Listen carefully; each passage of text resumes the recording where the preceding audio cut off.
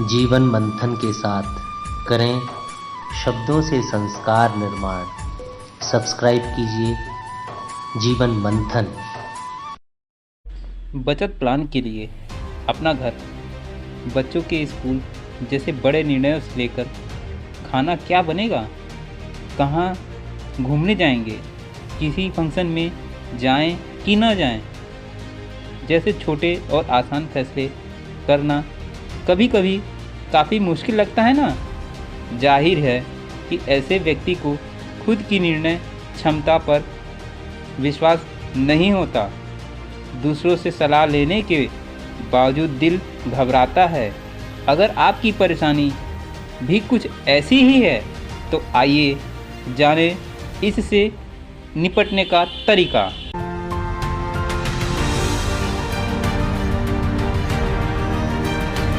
कोई भी फैसला लेना अगर आपको नर्वस कर देता है तो सबसे पहले खुद पर विश्वास करने की आदत बनाएं। यह भरोसा रखें कि किसी मुद्दे पर आप जो सोच पा रहे हैं वह भी निर्णय एक बहुत महत्वपूर्ण पहलू रखता है। हाल ही में एक शोध में यह बात सामने आई है कि स्कूल जाने वाले लड़के और लड़कियां शुरुआत में अपनी कैपेसिटी में एक दूसरे को समान मानते हैं, लेकिन 6 साल बीतते बीतते लड़कियां खुद को लड़कों से कमज़ोर मानने लगती हैं। मनोवैज्ञानिक भाषा में इसे स्टीरियोटाइप कहते हैं, जो एक तरह की सामाजिक परंपरागत छवि होती है। हमें बचपन से या तो घर में या टीवी, फिल्मों, आस पड़ोस आदि से इस तरह के अनुभव होते रहते हैं कि अक्सर महिलाएं खुद को पुरुषों से बौद्धिक कैपेसिटी में कमतर मानने लगती हैं। इस विश्वास को मिटाना बहुत ज़रूरी है। फैसला लेने में घबराहट लगती हो तो यह ज़रूर सोचें कि आप अपनी जिन कमजोरियों के कारण फैसला नहीं ले पा रहे हैं, क्या वे वाकई आपकी कमजोरी ही हैं? अगर लगे कि आपकी हिचक सही है तो फिर छोटे छोटे फैसले खुद लेने से शुरुआत करें। इससे आपका आत्मविश्वास बढ़ेगा और निर्णय लेने के विभिन्न पहलुओं की समझ भी बढ़ेगी। 1 या 2 निर्णय गलत जाने से निर्णय लेने की पूरी क्षमता पर प्रश्न नहीं लगाया जा सकता।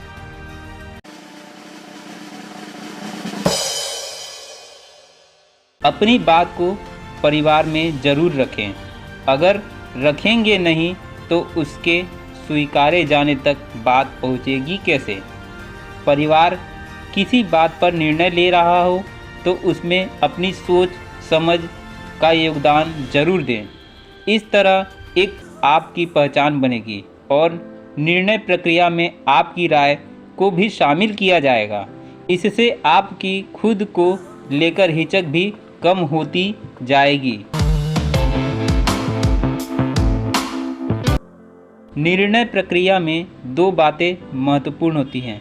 पहला है इंस्टीट्यूशन और दूसरा है तर्क। इंस्टीट्यूशन बहुत कुछ अनुभव पर आधारित होता है, यानी अपने अतीत के अनुभव से आपने वर्तमान के लिए भी समझ बनाई। वही तर्क यानी क्यों, कैसे, कब, किसके लिए, परिणाम आदि प्रश्नों पर विचार करना। जिन निर्णयों में नफ़े से ज़्यादा बड़े नुकसान दिखते हों उन पर फैसला लेते समय तर्क से ज़्यादा काम भी लें। फैसला लेने में देरी ठीक नहीं है। मनोवैज्ञानिकों का मानना है कि निर्णय लेने में ज़्यादा देरी करना भी ठीक नहीं होता।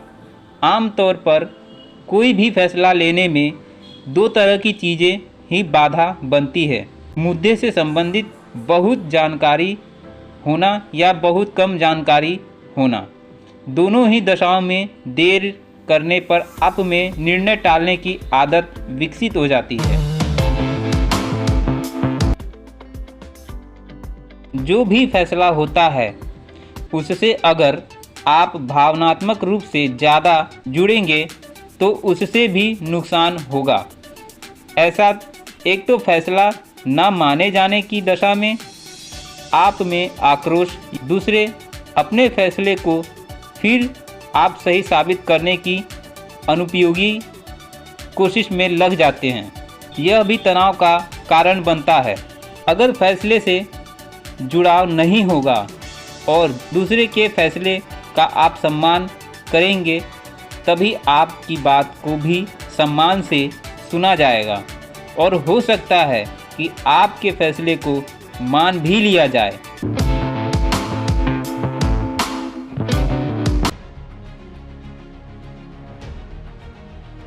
अगर आपको किसी मुद्दे से संबंधित फैसला लेना है तो बेहतर है कि उस विषय के जानकार से बात कीजिए। अगर पेरेंट से संबंधित कुछ फैसला करना है तो पेरेंट एक्सपर्ट ज़्यादा मददगार होंगे, जो आपकी ही जैसी स्थिति में हो। वे आपको सही फैसले तक पहुंचाने के लिए रास्ता दिखा सकते हैं। जाते जाते मैं आपको कुछ बातें बता देता हूं कि जब हम निर्णय लेते हैं बाद में वही निर्णय हमें गलत ही क्यों लगते हैं। आइए इस पर कुछ ध्यान दें। गौर करें कि वह क्या चीज़ है जिसके कारण निर्णय लेने का दबाव बन रहा है और सीधा असर किस पर पड़ेगा। कई बार हम साफ साफ न कह पाते हैं और न ही स्वीकार कर पाते हैं कि हम चाहते क्या हैं। भावनात्मक आवेग में लिए गए निर्णय अक्सर लंबे समय तक सही साबित नहीं हो पाते। भावनाओं में बहकर निर्णय लेने से बचें। निर्णयों को निभाने में आपके आदर्श, चारित्रिक विशेषताएं, नज़रिया मायने रखते हैं। निर्णय इन बातों के कितना अनुकूल हो यह भी ज़रूर देखें।